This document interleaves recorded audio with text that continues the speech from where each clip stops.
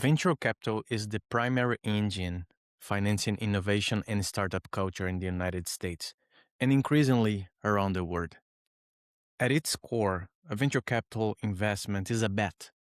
An investor provides capital to an early stage company in exchange for equity, a part of it, accepting high risk in pursuit of outsized returns. The model has funded some of the modern history's most transformative companies, from Apple and Google to OpenAI. It is by design a system built on the belief that the right idea in the right hands can change entire industries. But here's the question this episode asks: whose hands and where? According to analysis from Carta, the leading registry for private companies, cap tables, and VC data, California captured over 48% of all the US venture capital in 2024, nearly 5 times more than any other state, driven primarily by generative AI mega rounds in North California, where companies like OpenAI, Anthropic, and others raised over $15 billion. Just 4 states, California, New York, Massachusetts, and Texas, absorbed 72% of all capital raised. On the other hand, only 12 states achieved even 1% of total US venture funding.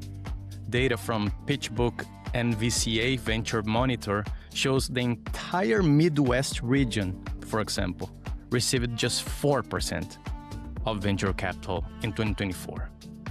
In the Mountain West, Colorado emerged as a relative bright spot, capturing 3% of national VC, but states like Arizona, Wyoming, and Utah, despite growing startup communities, each received less than 1% of total US venture capital. The data tells a clear story.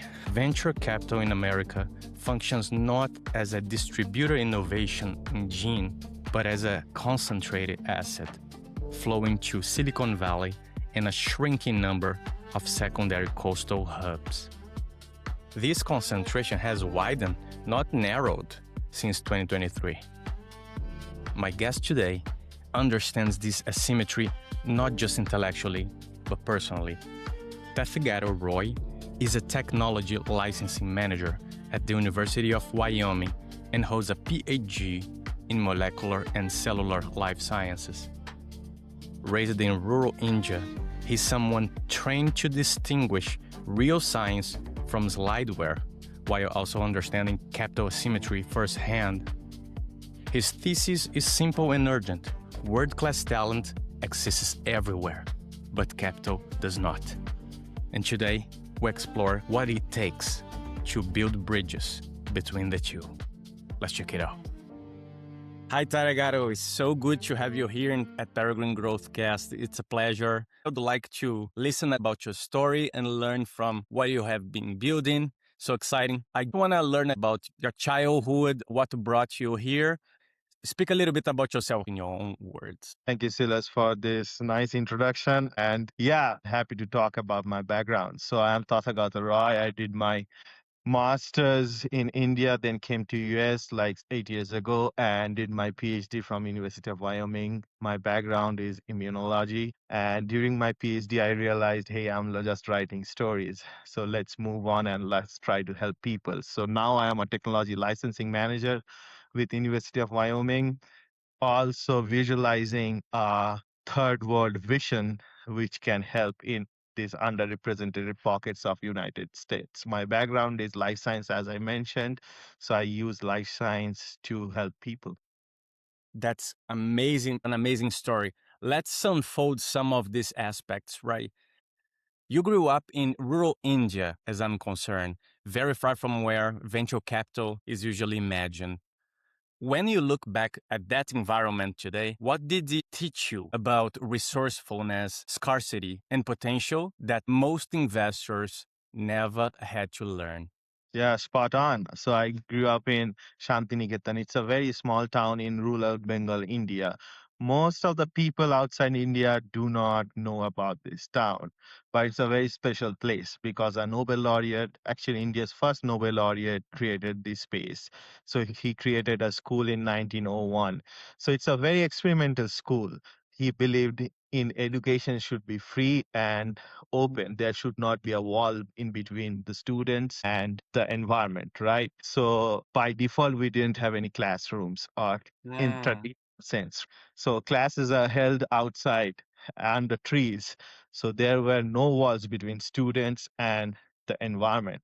So he believed like if you are into science, you should learn science by doing it. So go out, learn what tree is this. So learn from outside. So let's say you are in poetry, right? So how you learn poetry, not by reading, practicing it, right? That was his vision.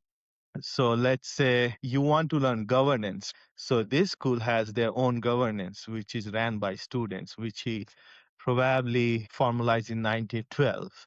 So from very early age, I was in tuned with freedom, curiosity, and self-learning. I had a very deep connection with the world around me. So these things shaped my behaviors, obviously, right? He believed that self-directed learning is the way to go. So I came from that school directly to Wyoming. And in that school, they taught us like, if you want to do something, just do it. Don't ask for external validation or permissions. And I have seen extraordinary people coming out of that particular small village or region. We have two Nobel laureates so far, and we also have so many very influential Indian personalities which came out of that small region. So Tagore believed in this, right? You can build something middle of nowhere. And that's my belief too. That's why I'm developing a lens, which is I call third world, and trying to help people in Mountain West through my tool, which is life science. I have seen the same dynamics here too, right? I have seen world class talent exist everywhere. It's just capital doesn't flow, right? So if you're a researcher in coastal area, right, where you are from San Francisco, you can just go to a hub and talk to, let's say, 10 people to validate your idea. But if you are in Wyoming, you cannot do that. You don't have that connection. So I believe that talent is everywhere. It's just capital doesn't support them or flow into these regions to uh, expedite their processes or dreams. I just love the vision that you bring since early age. This idea of do yourself, do right now, everything you want can be achieved, and how from India to the US, somehow the same dynamics surround you, and you ask yourself in Wyoming right now, how can I build whatever I see here in Wyoming? What are the tools? And I love how you addressing this in the investment word. Moving forward, I would like to shed some light in an event that was very special for you. During the pandemic, you went through not only a global disruption like every one of us, but also a personal health challenge. How did going through that period reshape your sense of urgency, purpose, and what it actually means to help people at scale? Great question. So, in our life, you have those moments where you realize, right, that hey, I'm better than this. I can do better than what I'm doing right now. So, middle of pandemic, I was diagnosed with chronic neurological condition. I won't go into the details or the clinical details, but I'll tell you what shifted basically in my mindset. So suddenly I had like a couple of months to sit down, right? I had nothing to do. So when you sit down and you have nothing to do, you just read and think about yourself, and you have a lot of questions coming. So I asked myself what I actually want to do, what motivates me. So it's like very self-reflective period in my life, what I can tolerate, what are the critical things I want to change, what I would regret if I don't do it right now. So I started writing things, and not like business plans or anything, but honest answer to those questions, right? What I like. So I realized I like science. I have a gift of pattern recognition. I understand complex problem or system, and being around people who build things gives me joy. I also understand how human behavior is intertwined with these traits. What I couldn't tolerate spending time on an idea to make it perfect. Means Mm. we are scientists, right? We get married to this one idea and we spend like years and years validating that idea. But I realized the time is working against me. We have life of 60, 70, whatever years, right? And we have to utilize it. So pandemic was a masterclass, right? During pandemic, you remember all the stocks went really, really high. It was a period of time when people developed genomics to vaccines within like 1 year, 1.5 years. So the speed of innovation was expedited, but only in the coastal areas. If you see the technologies coming out of these non-coastal areas like Midwest, Mountain West, you don't see much coming Mhm. out of these regions. So that validated my thesis too, right? So you have talent everywhere, but you need capital to grow those talents. Even Madonna came out of flagship Pioneer out of your region, but not out of Midwest. Why? Because there was a supply chain problem. Obviously, everyone was facing it, but the capital allocation was the biggest problem, and we still have it. So when I got diagnosed with my chronic neurological illness, I stopped asking external validation and started cold emailing to all these VCs. I wanted to learn because I realized this problem, capital allocation problem. And I applied to VC Lab. Now I'm in Alumni Ventures, which has like 4% acceptance rate. So I am not an investor by any means. I don't have that pedigree. I'm a scientist by training, right? But I had that hunch that I can do it too. So yeah, why during pandemic was a life changing time in my personal life. Wow, that's so inspiring. And the fact that only a moment will force it to stop everything, open some doors for new insights and connecting the dots and refreshing your sense of purpose and your own view of yourself. That's amazing. That's pretty inspiring. And it's normal, right? When you have those moments in your life, I'm sure you also have those moments when you reflect back and see, like, I probably did the right thing. Right, right. But the funny part is that we never invite those moments, right? We never want them to happen because it cuts our plans, stops our deal. So it's funny how they are essential, but they happen beyond our will. After years training as a scientist, as you said, when did you start thinking about capital allocation? And this is something that, if you can, I would ask you to help our audience to navigate. When did you start thinking about capital allocation as a complementary lever to research rather than a replacement for it? Yeah, so there's not one aha moment, right? During my Mm. PhD, I have a PhD in life sciences, molecular biology and life sciences. So during my PhD, I was very into these weeds, right? I was asking the question, one question from different angle to validate my hypothesis. But during my PhD, when I realized, hey, I'm just writing stories, it's good for like 100 people. My audience is 100. But if I want to grow it from 100 to 10,000, I need support. What's the support? I need money in order to reach to 10,000 people. So I took an internship with Technology Transfer Office. I wanted to learn how you can take your technology from lab and put it into marketplace. So I was very fascinated about this concept, right? How to commercialize your technology. So I intentionally took an internship with Technology Licensing Manager and I learned quite a bit, but it was a very small duration of time. And after that, they hired me as a licensing manager, and my mindset shifted because I see great science, great technologies coming out of university, and they die. Why? Because no one has supported them through the whole process. Licensing is one part, but let's say you want to spin your company out, then you need more support than that.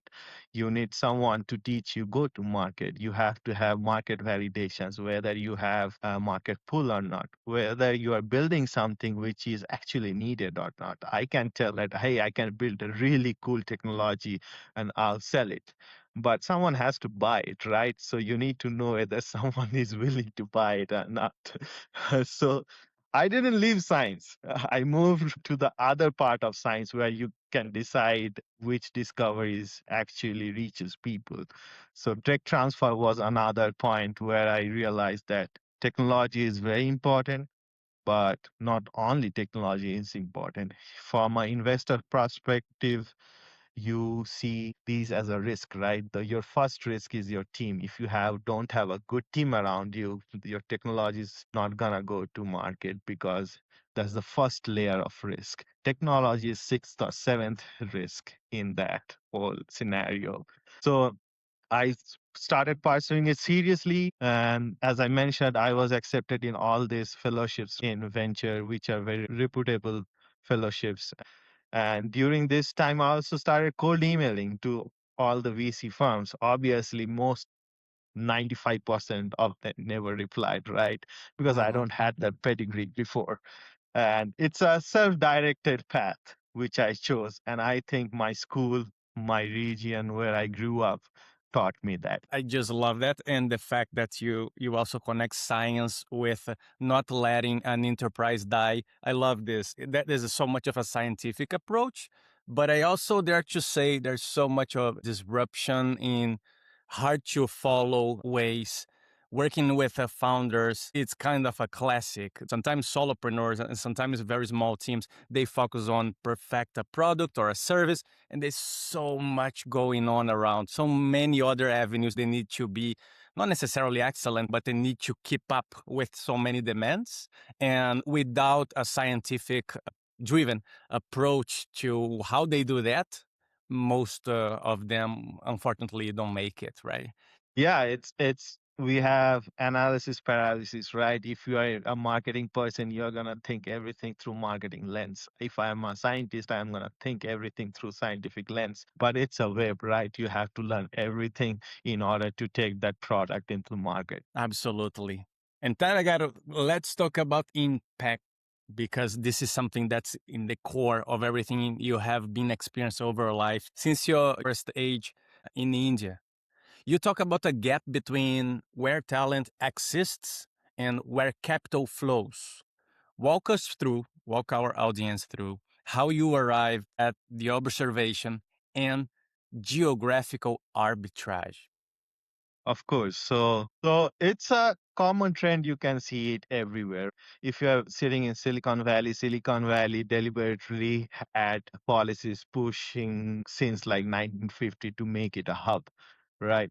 But if you're sitting in Colorado, Denver, Colorado, or Wyoming, you don't see that policies are pushed or accepted in higher governance.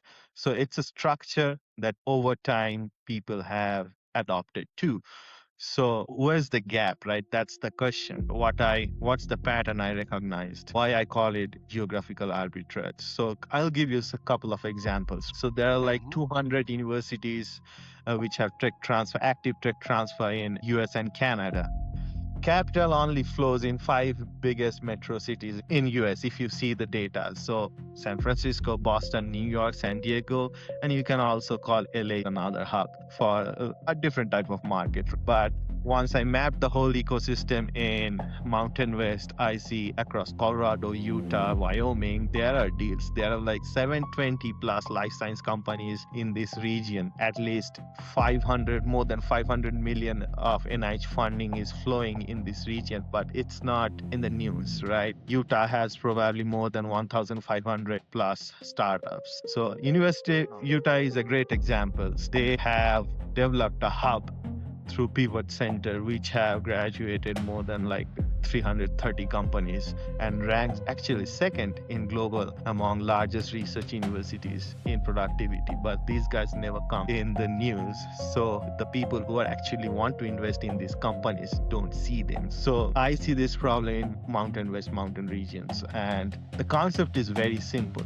Talent distribution is everywhere, capital is not. It's a pricing inefficiency. So you can find same quality of founders in these regions, underrepresented regions. They have same rigor of science. They are running probably using same amount of money to have longer runway. But if you compare those regions with Cambridge, let's say Cambridge or San Francisco, the scenario is completely different. You can tell that deals are way more cheaper here than uh, coastal area. And also these founders are building with convictions, right? I'll give you some example. Ari Biopharma came out of Boulder and they acquired by Pfizer $10.6 billion deal. And they were another life science company which focuses on plant molecules, raised like $500 million. So deals are here. It's just hard to see. VC firms like Lux Capital has actually put money behind these type of companies. So back to my connection where I grew up, right? I watched a Nobel laureate building something middle of nowhere. There are people who can build middle of nowhere. You have to market it, and he was a great marketer too, right? He bought all these talents from all over the world. So that's my third world lens. It's not about poverty. The I know the word third world is a little bit provocative by default, right? It's a hook. If you have systemic allocation, uh, you can build a great company middle of nowhere. That's my belief. Hey, Silas here. I got two quick notes before you keep listening. First, the purpose of the Peregrine Growth Cast is to bring you conversations that can completely change the way you think about business, growth, and the life you're building around it. So, hitting follow on Spotify or subscribing on YouTube is actually super important to help push this work further and make it reach more founders and builders around the world. Yes, to be a part of this with me.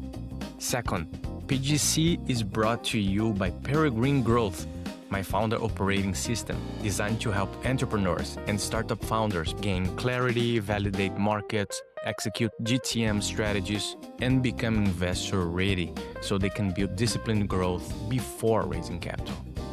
Visit peregrinegrowth.com to learn more. Thank you so much. It's a great pleasure to build a show for you. Now let's get back to the episode. Look, it's beautiful to see, to verify how this mentality is spread in multiple places and taken seriously by very talented people like you. Originally, I come from Rio, and I would see that solutions that are developed there, they by design, they are practically always, they tend to be cheap solutions in terms of resources, not because they necessarily take this as a factor that they want to stick with, but because of the availability of capital, availability of investment, right? So they tend to make things work in a nicer price. You see similar initiatives in India for sure. I've read about this too. It's like in environments where solutions need to be offered, but you lack capital and a lot of the research, people are going to probably find a way with what they have available, right? Bringing this mentality, connecting this circumstance with capital and structuring this in a scientific way, it's beautiful to see how you wrapped everything up and created a thesis based on geographical arbitrage. Which brings me to my next question to you. A core belief you have is that world-class talent exists everywhere, but capital doesn't, right? Why has capital remained so geographically concentrated for so long? Do you have any take on the reasons why this logical, this rational realization that we need to spread capital and opportunity, it's for so long held in place, never happening? Yeah, I completely agree. As I told you, 80% of the allocation goes to these coastal cities. Why capital remain geographically concentrated for so long? That's the question, right? So uh, I see there are a couple of reasons. First and foremost is network effect. If I'm a VC, I'll invest in other VCs or co-investments. So let's say you're my friend, you are another VC, you have a deal, right? I trust you. So I'll put money behind you and your company. So it's a network effect. Second is information asymmetry. I like to know what's going on in my backyard, not in Rio, right? And I can, let's say, if I'm in Cambridge, I can just go to a bigger institute and just talk to them right away. If someone is building a company middle of nowhere like Wyoming, I don't want to fly to Wyoming or Laramie to see or visit these founders. It's capital expensive, right?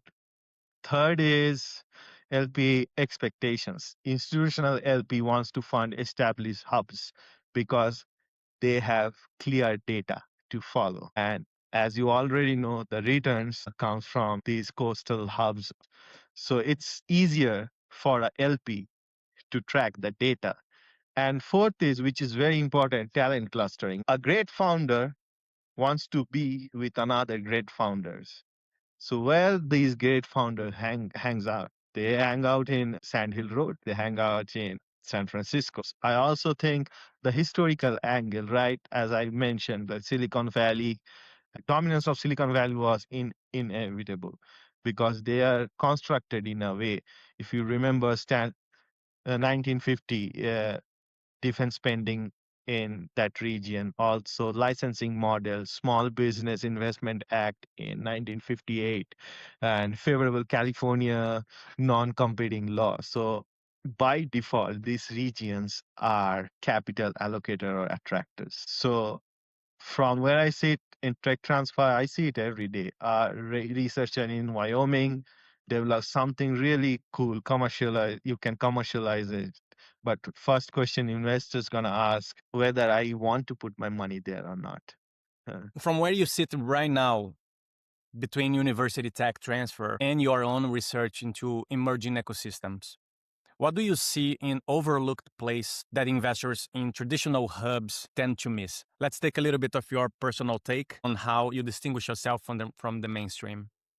Yeah, so I'll break it into three states. Let's look at Colorado first. Colorado is a great case study. They have underappreciated ecosystems. U Boulder, Biofrontiers Institute, venture partners have launched over like 220 startups. Shoe and Shoes Medical Campus have received like $700 million for NIH funding. Innosphere Ventures in Fort Collins runs a life science accelerator, which graduated 33 companies in 2025 alone. So this cohort, 2024 cohort, went raise $42 million. If you have companies like Think Bioscience, which raised 17 million oversubscribed seed round. So this is not a hypothetical pipeline, right? It's actually happening outside coastal areas. Also in Utah, right? Probably the strongest in Mountain West ecosystem, and they have companies which went public for like last 30 years. MyRare Bioscience is one of them.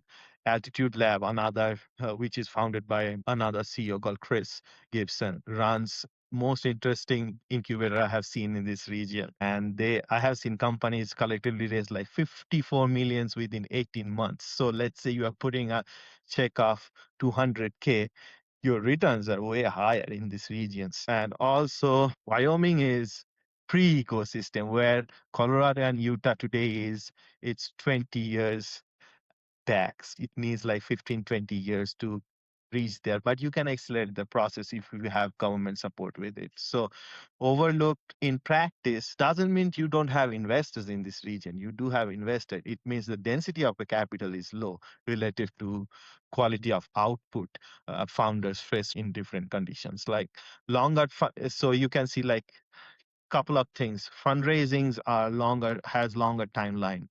Rounds are smaller. Okay, means cheaper deal. Few follow-on options. Almost no local members which can support with their infrastructure. So that's the biggest gap, right?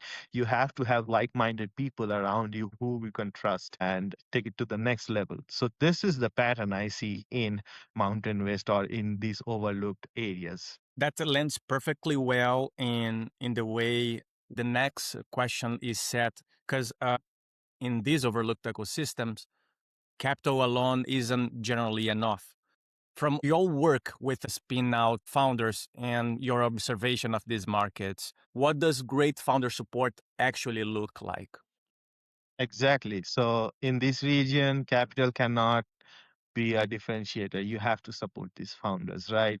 They have to navigate this deep water. So let's say a faculty in or a researcher in University of Wyoming, you have to train these researchers how to structure IP licensing, how to build the board, how to talk to investors, how you think about regulatory pathways. So these things are missing. They don't have people who can guide them through this path.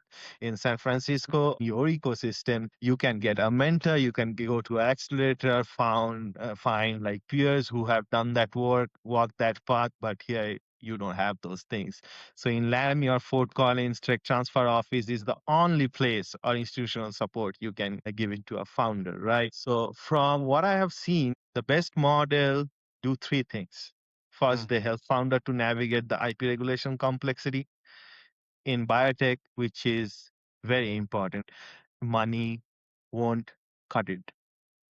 And second, they connect founders to like-minded people outside their network. Like, I need a mentor who can teach me how to do it. So a professor in University of Colorado or University of Wyoming need a support from these hubs, let's say Salt Lake. Also, the connection doesn't exist. You have to build it deliberately. And third, the programs like incubator, accelerator programs. So Inosphere is a great example out of Colorado. Altitude Lab is another great example out of Utah. So they have their system down. Also, they multiply this growth with capital allocation. So they have their own fund where you go to these accelerators, there is a fund sitting on top of these entities.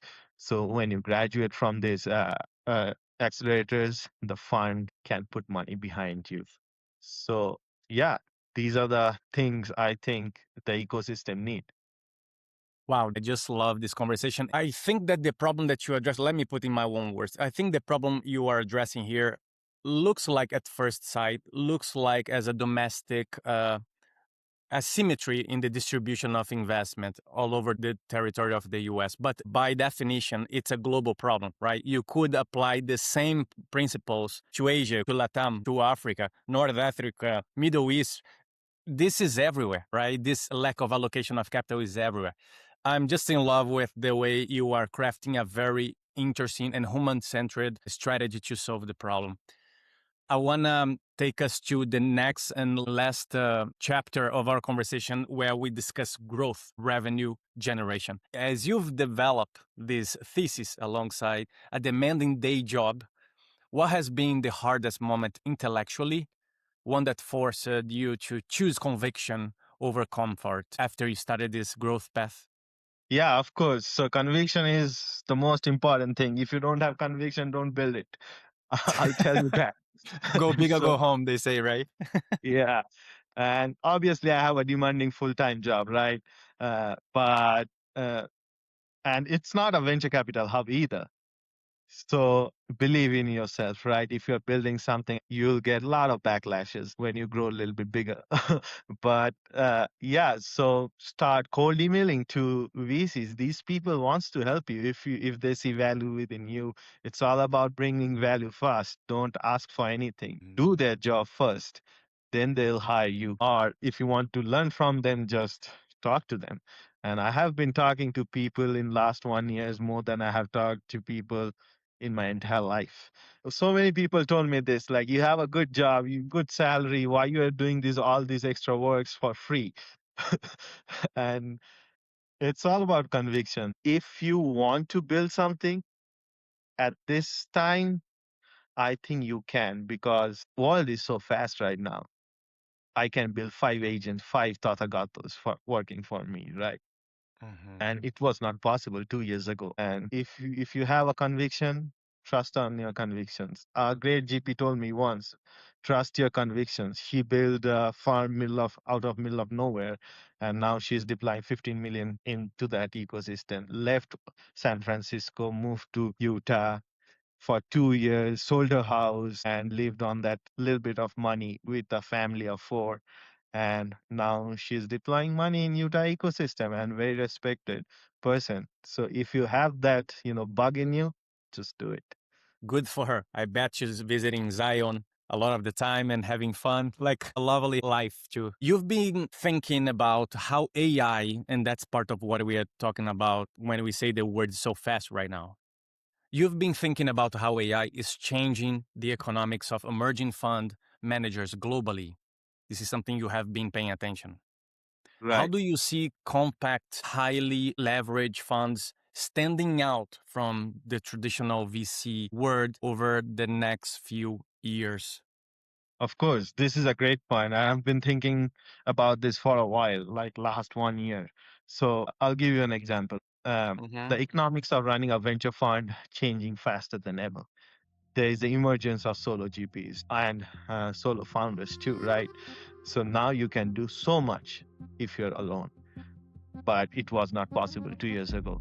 A couple of examples, right? If I am a solo GP or a solo founder, I can build agent around me and automate most of the 80% of my work. It was not possible 2 years ago. I had to hire an analyst, an associate, a marketing person. I had to pay them, and Hmm. those jobs are probably gone in next 1 or 2 years. Yeah. And I'll uh, break down the economics of a fund. So it's a 220 model. Let's say you raise 10 million. That means 2% is operational cost, 200K. So if you're trying to hire 5 people within 200K, you barely have money to eat.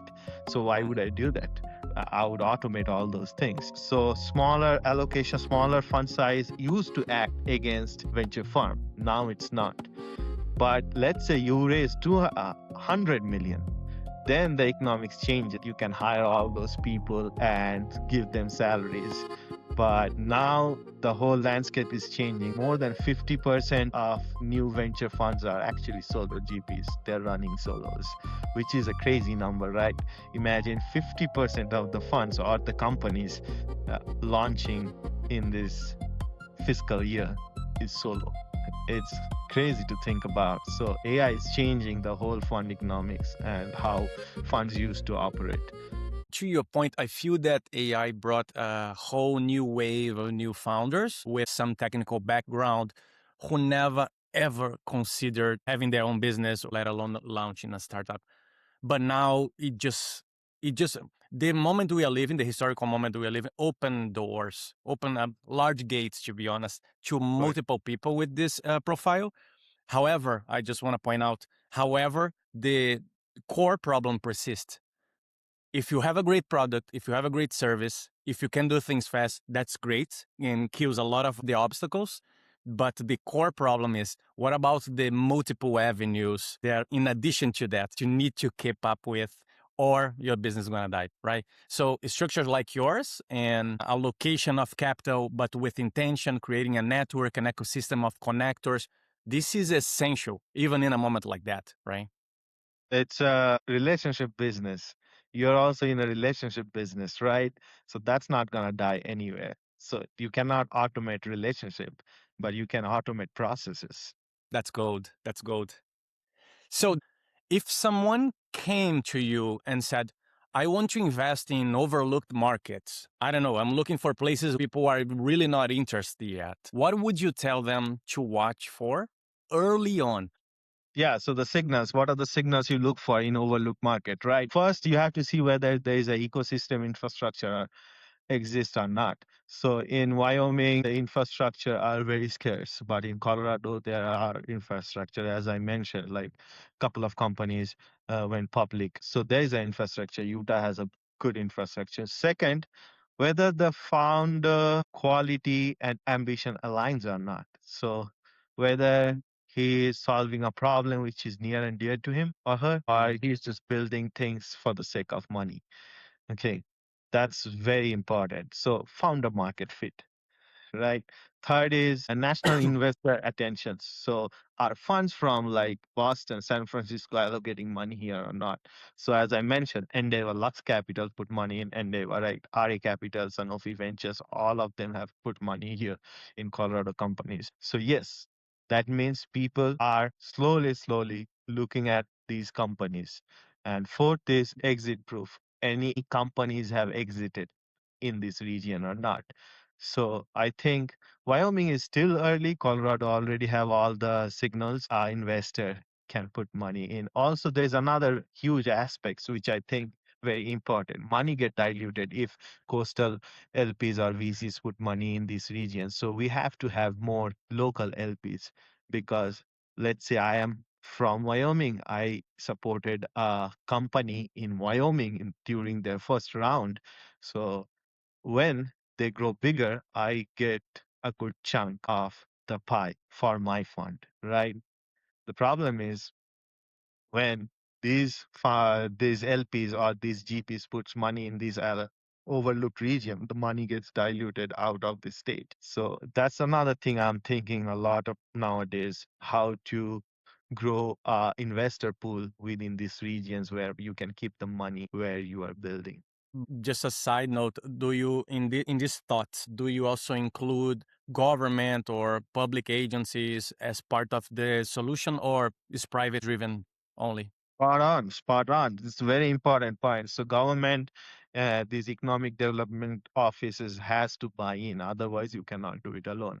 So government has to understand in order to keep money inside your state, you have to put money here. You cannot just outsource everything.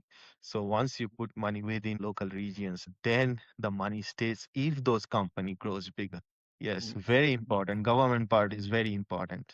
So, what kinds of companies coming out of non traditional markets excite you most as a researcher and observer of these ecosystems? Is there anything that's catching your eye recently?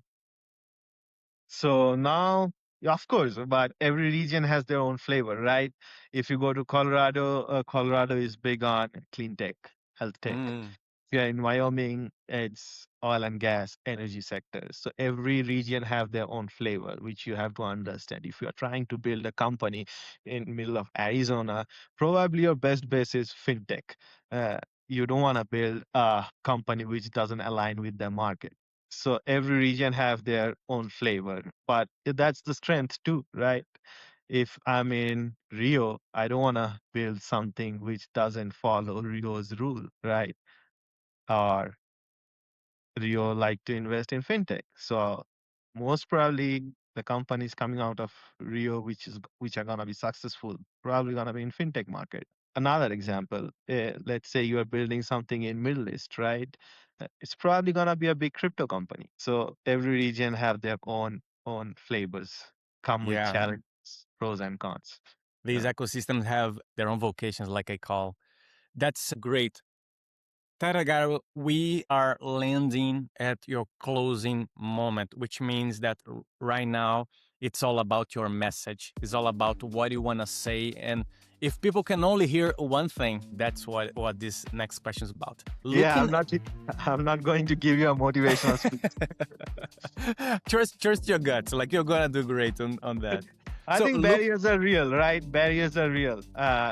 And I know them personally. If you have a barrier, there are two ways. You jump over that barrier or go around it. So it's up to you how you're going to choose that path. looking at your journey from rural India to thinking about building a venture capital firm in the US, what would you say to someone who comes from an overlooked place but still hasn't fully internalized that they can operate at a global level?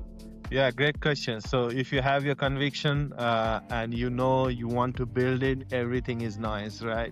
If someone says no to you, never take no for an answer. If you believe in yourself, you can do it too. And I strongly believe that it's a learning process, right? So if you want to build a venture fund middle of nowhere, start talking to people, see who have done it before. There is a playbook already out there. Knowledge is free, money is not. So take everything you can, get it for free.